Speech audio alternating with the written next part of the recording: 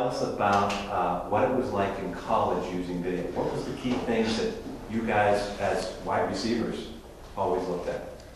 Well, I think one thing was, studying the defense, being able to know the tendencies of a cornerback, whether he's in cover two, if he's going to come up and press you, trying to put his hands on you physically, or if he's a guy that likes to play off and not really touch you, but just shadow, your routes.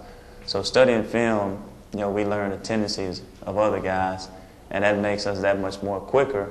It makes the read that much more quicker, and we can get open. And in return, we'll get the ball, which is what our receivers want. How has it changed in terms of watching video? Do you watch it more, less? I probably watch it every day. You get in at least 3 hours a day, just before practice and after practice. And that's just studying film, because you have guys that have been in the league 12 years, 6 years, so they already know what you're going to do in a sense, so you have to study them and learn what their tendencies are. If they put their right foot back or if they put their left foot back, that may mean they're in cover two or cover three. It gets a little bit more complicated than college. College, well, certain times when we watch film, a coach may say, well, third down and 2 to 3, this is the coverage that these guys tend to play.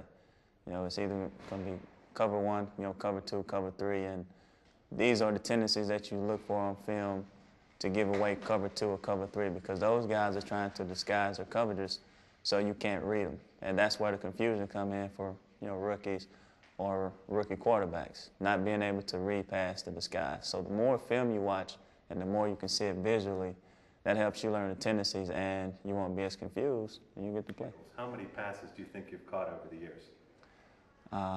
In-game situation, just total in my life. Catching passes. Thousands. Well over. Well, I know it's well over 6,000, 7,000. Like easy. Yeah. And it's sort of. I sort of hate to go over to the basketball analogy, but kids shoot foul shots thousands of times, right. And you've caught passes thousands of times. What is the? I mean, it's you already started saying about it. The repetition is that. So going from college, where you were the big dog, right? And now you're in the NFL, and everybody's a big dog. Exactly. And so that repetition is helping you get onto the playing film more, I guess. Oh yeah, definitely. Coach always harps, catch balls on the jug machine. That's something I do every day. I may catch 200 or 300 balls a day. 150 before practice, and either 100 or 150 after practice. And it's just getting in the repetition of catching the ball, even from different angles. Sometimes we go left, right, turn your back, flip around and catch it. But it's the repetition of catching it and seeing it and visualizing it. So, once game time comes, you've repeated it, so many times that it comes second nature. What advice would you give a high school football player now watching and studying video? Is there anything you could tell them? I would tell them to keep watching and studying and just take in as much advice as you can from older guys, because that was a thing that I didn't understand in high school. I didn't really watch film and didn't understand coverages. They just told me to run to a spot and jump over somebody and catch the ball. So that's what I did, and that got me to college level. But for guys now, tell them to take it serious. Have fun with it, but also understand the game of football and know that you need to learn coverages as a receiver. As a quarterback, you need to understand coverages, because it's going to help you accelerate and be that much more, of a better and complete player. Because anybody can go out there and just run around and play football, but to actually go out there and be mentally into it and know what's going on before it happens, that's what makes guys like so many of them.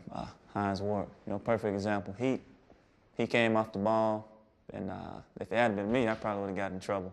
He came off the ball and he literally pointed for the touchdown, and it was going to Heath Miller, because he knew based off the coverage where the ball was supposed to go and who was going to be open. So when you can get to a level like that, then you really understand the game, and you watch film over and over again. He puts in countless hours, and I mean, I'm right there with him learning, putting in the same amount. So does Hines Ward watch a lot of film now? He definitely does. He's in his 12th or 13th season, and he still watches film. He comes in early in the morning and watches.